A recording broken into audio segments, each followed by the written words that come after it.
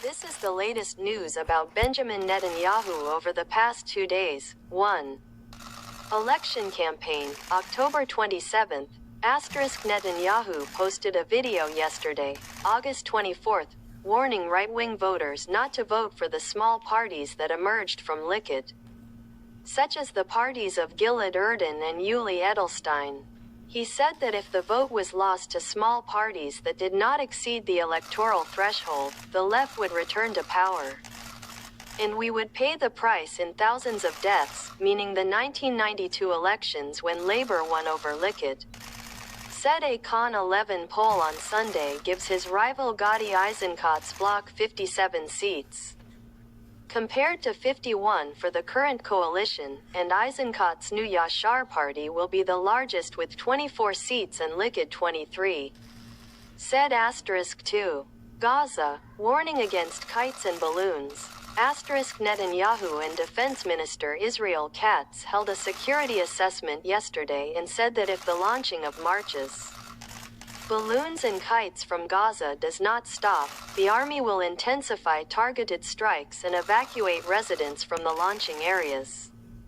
Hamas responded and said Israel was threatening children and using kites as a pretext for escalation. D47E*3. Rejection of the American Gaza plan. Netanyahu explicitly said, Israel rejects the 15-point document supported by Hamas and proposed by Washington, and said the army would not withdraw until Hamas is effectively disarmed. Despite describing Trump as the greatest friend in the White House. 4FF0*4.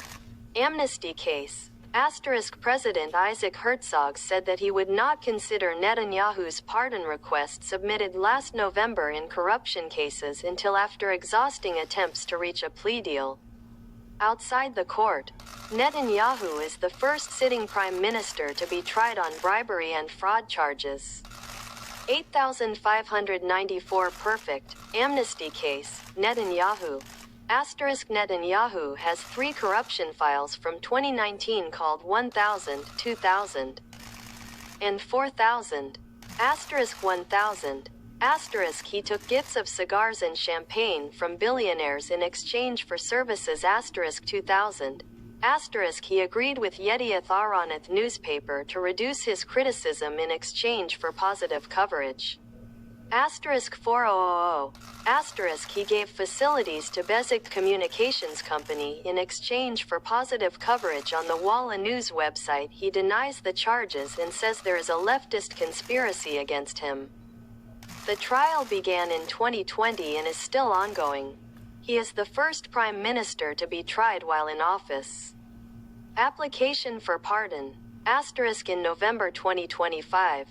An official request was submitted to President Isaac Herzog requesting a presidential pardon, while a final ruling had not yet been issued against him.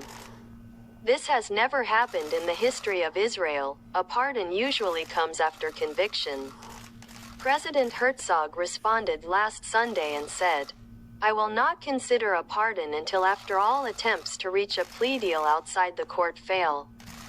This means that Netanyahu wants to confess to part of the charges and resign or retire in exchange for a reduced sentence. Trump intervened several times and asked Herzog to grant him a pardon, saying he was a hero in the Iran war. Why is it important now? Because the elections are October 27, 2026, and if Netanyahu is convicted before that, he may be prevented from running. And if he receives a pardon, he may continue his campaign. Would you like me to explain to you what the prosecution deal is and how can the case be resolved?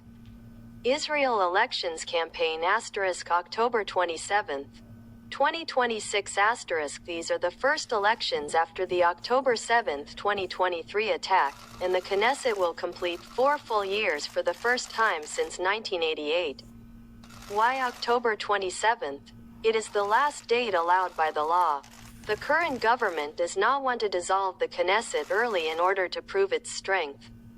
Netanyahu, 76 years old, the oldest prime minister in their history, Asterisk he says, I intend to win, and he wants to establish a broad national government, not just a right-wing one.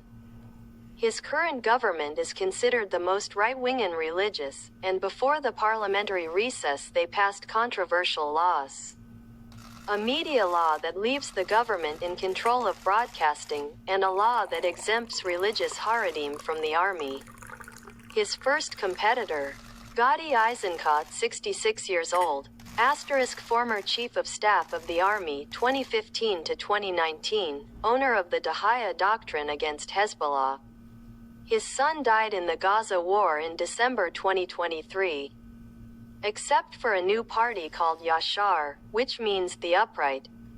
His campaign consists of 10 points, the most important of which are, 1. Opening an official investigation committee into the October 7th failure. 2. Restore security and unity. 3. Reform of democratic institutions. 4. He refuses to talk about a Palestinian state and says the issue is not important after October 7th polls so far. Asterisk Channel 12. Yashar 23 seats, Likud 22 out of 120. Channel 13. Almost the same thing. Yashar is ahead by a slight margin, Khan 11. Eisenkot bloc 57 seats, Netanyahu bloc 51 to 43% view Eisenkot as fit for prime minister. Compared to 34% for Netanyahu's C315 second competitors, asterisk Naftali Bennett and Yair Lapid, those who brought down Netanyahu in 2021 with a strange government that included a left, a right, and an Arab Islamic party. Avigdor Lieberman, he was Netanyahu's assistant and turned against him. More extreme than him, the elections are considered a referendum on Netanyahu. People supported the war on Hamas, Hezbollah and Iran, but their confidence in him as a leader is low due to the October 7th failure and issues of corruption and the religious situation. Would you like me to explain to you how their election system is and why 61 seats is magic? Here we have reached the end of our episode.